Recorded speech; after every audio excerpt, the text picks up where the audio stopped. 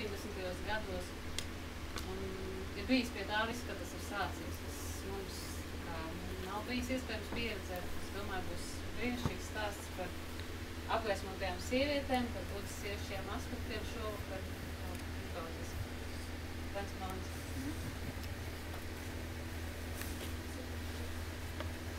Sangha Choling Soki Choling Janju Dangi Jinso Sonam Trola Sangha Choling Soki Sonam Janju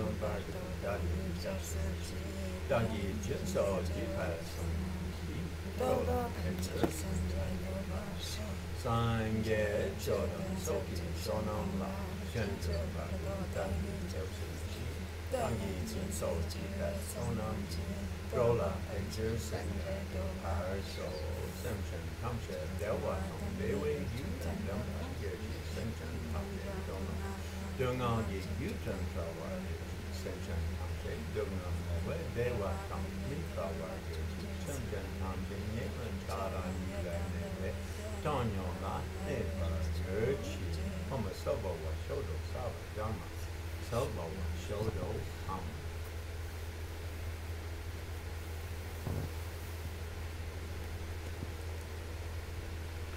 The 6 yogas of Naropa is often known in Tibetan as Naropa-1 Chijuatrakpa. That lineage very famous as the 6 yogas of Naropa. Jūs dzirdējāt, kā tibetiešu valodā skan 6 Naropas jogas, kas ir ļoti slavens teksts. And because although this lineage was brought to Tibet by Naropa-1 and originally spread through Kagyupa school, eventually it spread to all schools of Tibetan Buddhism. Lai gan šo līniju uz Tibetu atnesa Marpa un tālāk nodeva saviem skolniekiem, bet faktiski tā ietekmēja arī viss cits Tibetas budismu mācību līnijas. And with Marpa, although he had many dozens of disciples, 4 of them were especially great. Lai gan Marpam bija vairāki duča skolnieki, bet īpaši 4 īpaši izcēlās. And of those 4 especially great, then Milarepa is the one who comes down in history as the preeminent disciple. Un no šiem 4, kas īpaši izcēlās, vislabāk zināms visā tālākajā budismu vēsturē ir Milarepa. It's not that Milarepa had higher realization than the other 3 great disciples. Tad nevar teikt, ka Milarepam bija kāds augstāks realizācijas kā pāriem 3 izcilējiem skolniekiem. Indeed, it said all 4 achieved enlightenment in one lifetime. Jo viņi visi 4 sasniedz apgaismību vienas dzīves laikā. But Milarepa's disciple, main disciple, of his 18 great disciples, one of them, Gompopa, was very successful as a teacher.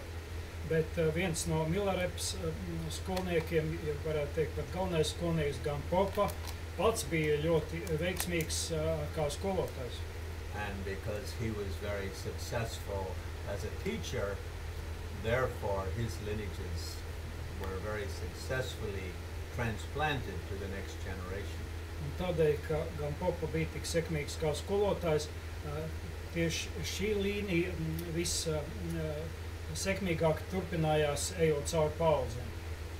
And Gompopa in turn had hundreds of great disciples, but 4 of them achieved enlightenment. Gompopam pašam bija simtiem skolnieku, bet 4 no viņiem sasniedz apgaismību. Actually, we shouldn't say 4 achieved enlightenment. 4 of those who achieved enlightenment, 4 are preeminent. Precīzāk būtu teikt, no tiem, kas sasniedz apgaismību, 4 bija, kā teikt, preeminenti. And from each of those, and the reason why they're preeminent is again, each of those 4 after their enlightenment, returned to their homelands and established great training centers. 4 no šiem skolniekiem, kur sasniedz apgaismību, atgriezās savā vietās, kur viņi dzīvoja un izveidoja izcils mācību centrus. So, for example, 4 or 5 of you may achieve enlightenment in this lifetime and become as great as Gampopa or Naropa or Dalai Lama. Varbūt, ka kāds no jums sasniegs apgaismību šajā dzīvē un kļūst tikpat liels kā Milarepa, Gampopa vai Dalai Lama. But unless you have the talents to transmit your lineages to another generation, then you won't go down in the annals of history as a very important enlightened being. Bet, ja jūs nedodosiet tālāk savas zināšanas, tad jūsu vārds nepaliks vēsturē kā ļoti nozīmīgs apgaismots būtnes vārds. When Gampopa became old, he gave his hat to Pamotrupa. Kad Gampopa kļuva vecs, viņš nodeva burtiski savu cepuri Pamotrupam. So this signifies Pamotrupa as his main Dharma heir. Un tas nozīmē, ka šis skolotājs ir viņa galvenais dharmas mantinieks. So those 4 disciples are from each of those 4 came a lineage that survives until today, and they're known as the 4 great Kargyu lineages. So the 4 great, they're just meaning older. Un no šiem 4 katrs izveidoja savu līniju, un viss tās saukts par 4 galvenajām Kagju līnijām, un varētu teikt arī vecākajām līnijām. And Pamotrupa in turn returned to his birthplace and set up a very strong training program, and of his many great disciples, 8 in turn were very successful. Pamotrupa pats izveidoja mācību centru, un no viņa skolniekiem 8 bija ļoti veiksmīgi. Each of those 8 set up a great training center, and from each of them came many generations of enlightened beings. Un katrs no šiem 8 izveidoja pats savu mācību centru, un gadsimtiem ejot, viņu skolnieki daudz sasniedz apgaismību. So those are often known as the 8 lesser Kargyu lineages, but the lesser just meaning they're a little bit newer, by about 25 years newer. Un tad šīs 8 līnijas tiek sauktas par mazākām līnijām, bet tas, kāpēc viņas tiek sauktas par mazākām, ir tikai tāpēc, ka viņas ir par 25 gadiem jaunākas. And when Pamotrupa became old, he gave his hat to one of those 8. Kad Pamotrupa kļuva vecs, viņš savu cepuri nodeva vienam no šiem 8. And that was Jigdan, his name was Jigdan Sumgan of Drikung. Viņa vārds bija Jigdan Sumgans no Drikung. And so from that comes the Drikung Kargyu lineage. No turienes nāk Drikung Kagyo līnija. So in those first 4 generations, although many hundreds achieved enlightenment, we can say Marpa, Milarepa, Gampopa, Pamotrupa, and Drikung, Jigdan, Sumgan. Un, lai gan no viņiem daudz sasniedz apgaismīgi, tad visvairāk mēs atceramies Milarepu, Gampopu, Pamotrupu un Jigdan Sumgan. And so that 5th generation with Jigdan Sumgan, the founder of the Drikung lineage, it soon became as large as the other 11 Kargyu lineages combined. Un Drikung līnijas izveidotā, teiksim, līnija faktiski kļuva spēcīgāka kā visas šīs 8 pārējās Kagyu līnijas. And later that lineage spread to many other schools, especially to the Shalu school of the Sakyupas was very important. Un tālāk šī līnija turpinājās arī citās skolās, ieskaitot Sakjas skolā. And of course, in the early days, Lama Tsongkhapa, the forefather of the Gelugpa school, studied in Drikung monastery for many years. Un jāatcerās arī tas, ka vēlākais Gelug skolas izveidotais Lama Tsongkhapa daudzus gadus mācījās Drikung tradīcijā. In fact, when he founded his monastery, Ganden, many people thought that this would become a kind of a new Drikung school. Un daudz cilvēki, tad, kad viņš nodibināja Ganden klosteri, domāja, ka tas būs Drikung klosteris. Just later, because of these schools in Tibet were all separated by long distances, they kind of evolved separately. Tā kā Tibetā šīs skolas atdalīja lielu attālumu, tās arī attīstījās, varētu teikt, kad autonomi. So Marpa Lotswa used to boast. Marpa used to brag. Marpa mēdza lielīties. He said, before me, many people said they would bring students to enlightenment in one lifetime, but until me, nobody could deliver. Viņš teica, ka līdz manim daudzi lielījās, kad viņi var savus skolniekus viens dzīves laikā novest līdz apgaismībai, bet līdz manim tas nevienam neizdevās. And I think this indeed was true, and many of the early writers of that period endorsed that statement. Un es domāju, ka tas tiešām tā arī bija, jo agrāko laiku šīs budismu vēstures pierakstītāji faktiski apstiprināja, ka tas tā ir bijis. Of course, in the time of the early Nyingma school, especially during the 100 years after Padmasambhava, many beings did achieve enlightenment. But because of the civil wars that came in the mid-900s, like after 943, then because of that, or after 843, then there were the lineage in Tibet was badly damaged. The Nyingma lineage was badly damaged. Un, lai gan Padmasambhavas izveidotā Nyingma līnija arī radīja apgaismotas būtnes, bet tā kā tajā laikā Tibetā notika karš 10. gadsimtā, tad šī līnija ļoti daudz cieta tieši šī kara rezultātā. And it basically didn't make a comeback for a strong comeback in central Tibet, where Marpa lived, and the central, southern, western Tibet didn't make a strong comeback for about 200 years. It was largely preserved. The Nyingma lineage during those 2 centuries was largely preserved in the far east of Tibet. Un tuvākos 2 gadsimtus Nyingma līnija tā īsti neatkopās ne centrālajā, ne rietum, ne dienvidu Tibetā. Tā turpināja darboties Tibetas tālajos austrumos.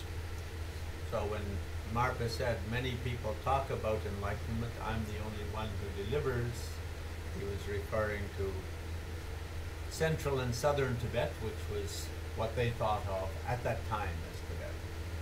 Un tad Marpa teica, ka daudz cilvēku runā par apgaismību, bet es esmu tas, kas to esmu sasniedzis un esmu nodevis citiem, bet viņš runāja pamatā par centrālo Tibetu. One always has to clarify that statement, otherwise some Nyingma lamas get a little irritated. Bet šo viņa paziņojumu tomēr vajadzētu paskaidrot, jo citādi daži Nyingmas lamas var tikt aizkaitināti. But Marpa Lotswa was always celebrated for his direct nature. He wasn't overtly a humble person. He was a very direct, confident person. Marpa vienmēr tika augsts novērtēts par viņa tiešumu. Viņš nebija tāds ļoti pazemīgs, viņš bija tāds par sevi ļoti pārliecināts un ļoti tiešs. He was also a little bit fat. Viņš bija arī mazliet resns. I used to be very skinny, then I heard Marpa was a little fat, so I decided I better put on some weight. Es pats biju kādreiz diezgan kalsns, bet tā kā es uzzināju, ka Marpa bija diezgan resns, tad es sapratu, ka man nemaz nekaitēs kāds kilograms pieaudzēt klāt. We want to follow in the footsteps of the greats, don't we? Mēs taču vēlamies sekot lielo skolotāju pēdās, vai ne? Yeah. So when we say the 6 yogas of Naropa, it's not really clear when this expression became common. Tad, kad mēs runājam par 6 Naropas jogām, faktiski nav īsti skaidrs, kad šāds termins, šāds nosaukums parādījās. For instance, Milarepa, in his biographical texts, always refers to it as the yoga of achieving enlightenment or achieving liberation in the bardo.